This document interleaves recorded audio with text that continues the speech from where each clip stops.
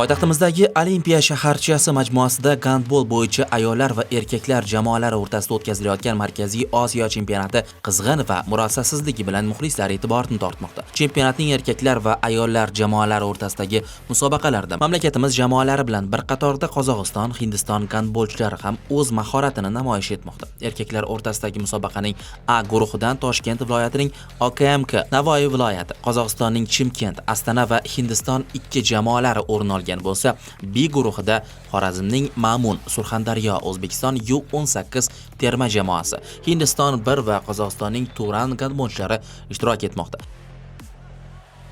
O'yinimiz Qozog'istonning Chimkent komandasi bilan bo'ldi.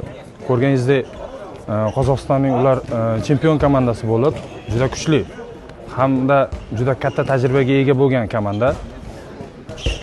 O'yinimiz shiddatli bo'ldi. Ko'rib turganingizdek, teng kurashlar ustida bo'ldi. Oxirida mana biz birga o'ynab, bir-birimiz jamoamiz qo'llab-quvvatlash natijasida ikkita to'p farqi bilan Chimkent jamoasini g'alaba qozondik. Prezidentimizga minnatdorchilik bildiramiz.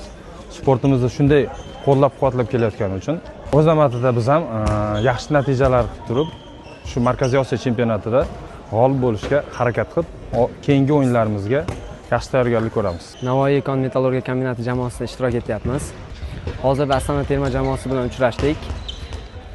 8 to'p hisobiga mag'lub bo'ldik. Yaxshi o'yin ko'rsatdik degan umiddamiz. Jamoamizga to'xtalsak, yosh sportchilardan iborat.